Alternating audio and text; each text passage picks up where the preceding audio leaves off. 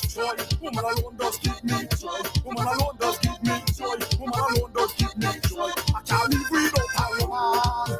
Not at all. Not at all. Not at all. I can't live without a woman. Not at all. Not at all. Not at all. Not at all. Our wine up on day. We could have rain on Sunday. You could have a boyfriend. And he have me girlfriend. I can't live without a woman. Not at all. 99.9 WEFM. WhatsApp us or call us at 457-9997. Activated Mornings on WEFM 99.9 is on now. Explicit, boy.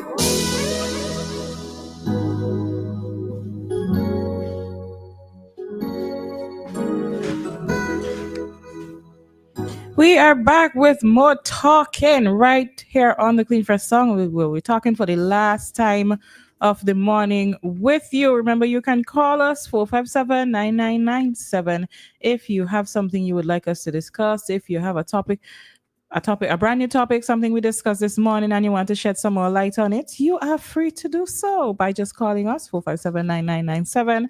That's our WhatsApp number. That's our direct line number. So just going to give you a little bit of time to call us if you're going to do that, because if not, we're going to talk our own thing.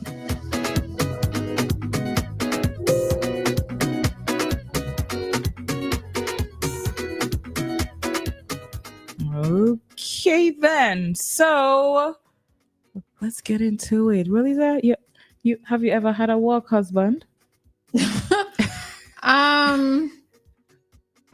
Did I? I don't think I had a work wife, but not a work husband. Okay. Not a work wife. Okay.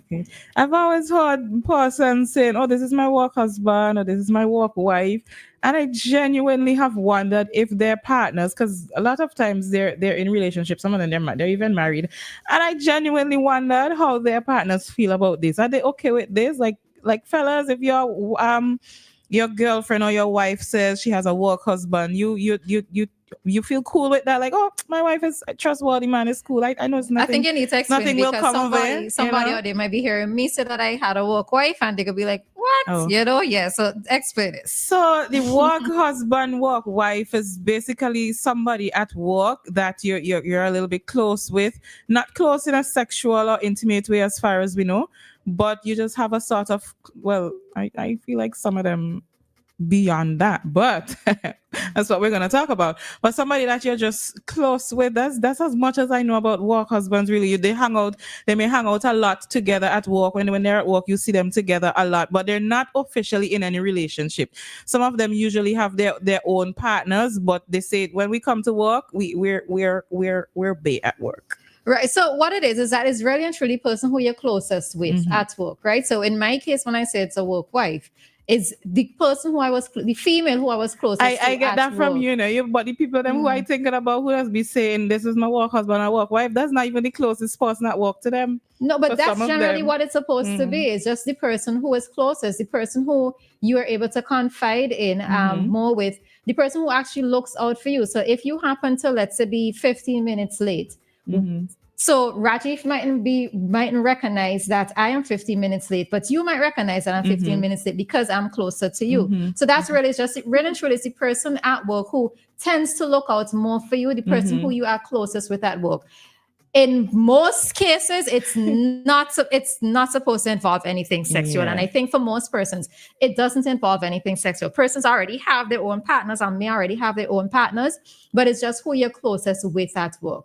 Sometimes maybe what some persons don't like is the fact that I might be confided in the work husband in relation to things that happen with my actual husband. And some persons don't like the closeness of that bond. But I do have to ask sometimes, so if I am vexed with my husband, who is my partner, but I'm upset with him, sometimes you do need to have a male perspective on a situation. So as a woman, you might agree with me and say that I'm okay. I'm not overreacting, etc., etc. But if I have this man who I'm very close with, who I can confide with, and I tell him about a situation that has happened or whatever is happening between me and my partner, he might be able to offer things from a male perspective and, get me to see things from a different angle. So, I suppose it's just once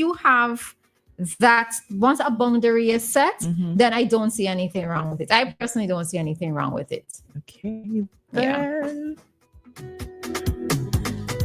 Well, I have never. This discussion was prompted by this thing I found on the internet recently, where a woman was saying that she finds that her boyfriend is a little bit close with this particular coworker, and he seems extra concerned for her and would often check up on her and end messages with things like kisses, XX, the kind of things that you would send to your family, that according to her that he would send to his family and only to her.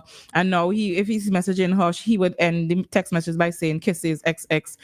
I'm sorry if I may be damaged, but a man couldn't tell me that he has nothing going on or has no feelings for or has intentions of having things going on with somebody that he is messaging like that. I may be insecure, I may be loca or something. Yeah, we could go ahead. But hello caller, good morning. Good morning. Yesterday you had the caller when you were talking about the building that the pastor refused to bless. And he's saying, well, the pastors can bless any building. That guy was being political, because that guy, he all the time he'd be on radio beating up the NDP. So he was seeing it. The explanation he was giving you is from a political point of view, his political bias. I'm sure if it was the other way around, where somebody refused to bless a ULP building, he wouldn't come and say the same thing. You would have would either stay silent and don't comment on it, or you would have a whole different. So it was basically political, his commentary. I guess that's your opinion, but I tend to find that whenever we get a call from that particular person, it's usually on something that we speak about based on religion. On our program, it's generally when we say on something based on religion. I've heard him many times on the Shake Up criticizing NDP all the time. Okay, but you do in yesterday's vein, it was more along the line of religion that he was talking about, and not so much. It wasn't really political. You don't know. You haven't heard him criticizing the NDP, so you don't know it's based on. But I have to. But my commentary is based on the context of the conversation yesterday. So I didn't see anything about it being political. It was more about religion. I see it, and we don't have to agree to disagree. I see it from political. Speaking about politics, Trinidad has elections this Monday coming. There's different elections this year. Guyana supposed to have election by November. Jamaica also and have elections. And I heard this morning that Jack Warner, he was a former parliamentarian in the previous government. He issued a lawyer letter to Keith Rowley, because Keith Rowley has said he's involved in fraud. So he wants an apology, because Jack Warner was convicted. Well, not convicted. I think he's wanted in the U.S. He's supposed to be extradited to the U.S. to face some charges about FIFA and football charges.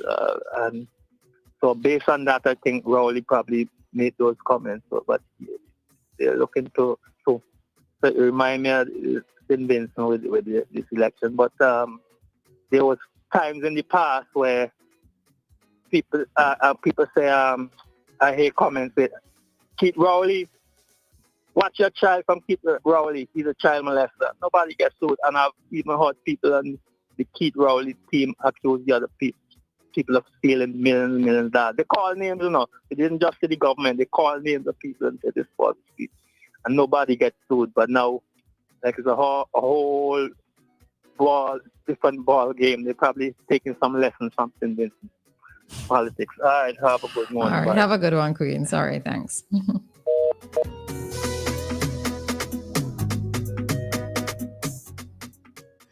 Okay. I don't have anything in response to that. All right. So the person who we spoke with yesterday says that they don't call in on the Shake Up program. All right. So that's directed to Queens. All right. So yes. All right. So we have Dave. Hi, Dave. Good morning. All right. So the person who we spoke with yesterday says that they don't call in on the Shake Up program. All right. So that's all right, Dave. All right, so we have Dave. Hello. Hi, Dave. Morning. Wow, there's a problem. I don't know what's the connection with you guys now. I don't know. Something wrong with your phone, Dave? Sabotaging me. Yeah. Anyhow, I'm a little bit excited because my nephew at university in West Virginia was yesterday won the top out of 3 top male athlete for the year at his university, Concord, West Virginia. So congratulations to you, my boy. Whoever listened to my voice, I'm all excited. One of my favorite nephews and so on. Dave, the nephew has a name? Because if you're announcing this, you might as well say his name. Yes, yeah. Thanks for reminding me. I got so excited I didn't forget to call him. Yeah, he's Ted Roberts Jr. We call him TJ. Okay. Ted Roberts Jr. Well, I know it will be on social media. I don't know. Tell me about the place because where you could go, when a Vinci could be outstanding and whatever, just like how the girl from St. Lucia has and won so much accolades and all of that. And they, it puts now we see a branch off from my nephew to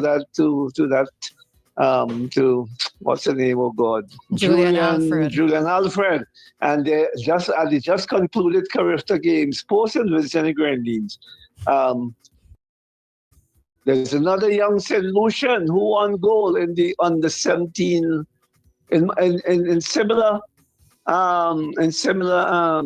events, the 100 meters and 200 meters. It's the only we now left to make our name in the Windward Islands, because Dominica, Grenada, and St. Lucia. What happened to Vinci? So let us stop killing people in this country, killing the young ones, destroying one another within our own country. Can't we do something else? Like being involved in all these, in all these other activities that can bring a meaningful life to you. I am just appealing, no people ain't gonna like me for what I say, but I just want to big up my nephew and hope that continues. I think he's graduating this year. Yeah, continues to do his best in whatever. Thank you. Dave, don't go ahead. No, hold on. What you mean? What you talking about St. Vincent making it? Why to Shafika Maloney, Dave? How we forget Shafika? And Handel. Who? Shafika. And well, the thing about it, what I'm saying, Shafika didn't win gold. So we need to get our first gold medal. She's working towards it, Dave. She's working towards it. She's working towards it. Well, I know. Come on. If she's still in the race or races, come on. I hope she can overcome, all the jitters or whatever. It's a big occasion, and you have to have that sort of focus, your mind, Don't think that you're in Vinci. Think of where you are on the international scene and who you're competing against. You have to have a big heart, big ambition and all of that. I am rooting for my people. I am rooting for, especially when you hear about the negative vibes. I say, wow, why can't we make that change? And do it better, do something else different and so on. So big up to all the young folks, girls and boys, our male and female. I am behind you and so on. Love you. Bye-bye. All right. Bye, Dave. Have a good one today. Bye. Thank you. And don't. Sorry. He probably was going to say, don't do anything that I wouldn't do. And I would add, I have already done. All right. Well, yeah, you were making any points on the where was I? Of being insecure. Well, yes. What insecure was. Yeah. I think I said that. Well, as I was saying, with the particular thing that I saw on the internet where the lady was speaking about her husband or her boyfriend and the relationship that he has with his female coworker, the way that he would text her. For me, that situation is a little beyond the typical work husband, work wife kind of thing. Because as I said, you could say I'm insecure, say I'm a little bit damaged, whatever, but my partner couldn't tell me that you're messaging a coworker with ending messages, with sending kisses and them kind of something. The normal relationship. Nah, I mean by that one. I could get where you're coming from, but that's why I say there has to be a boundary that is established, right? I won't expect you to. If he ends the thing with love you, how would you feel? Look, Dave, just tell me love you. All right. What Dianna thinks on that. To me, it really and truly, you just have to have the boundary that is set. Now, I would expect that if I say that I don't like something in particular, that it would cut out, right? But am I going to be saying, am I that insecure? Listen, you could be insecure with a man and it ain't had nothing to do with who he working with, because he could go to supermarkets and collect numbers all just the same, right? So, I mean, the thing of it is that if you already don't trust him, you're not going to be trusting him. So I really don't have that big of an issue, but I do expect boundaries to be in place. Something else I was going to say, and it just slipped straight out my head. But yeah, I think that's it for me. Okay. I think so. All right. Listen, one thing I just want to leave with the listeners before we go. We were supposed to sort of discuss some things related to climate change. And if you listened, to this song that I played for nostalgia, I just want to send you to do some research. I'm giving you some work to do because one of these days we'll definitely come back to the topic. Right? So if you get a pencil, get a book. Now, some of you may already know this, but just in case you don't, or in case you need a little reminder, I want you to go and look up greenhouse gases. I want you to look up, so you're going to go in Google, type in what are greenhouse gases, so we could have that first idea. Write faster, just give in case you're writing, I'm giving you a little time. Right. Next thing. Boy, you can't take the teacher out to you at all, boy. All right.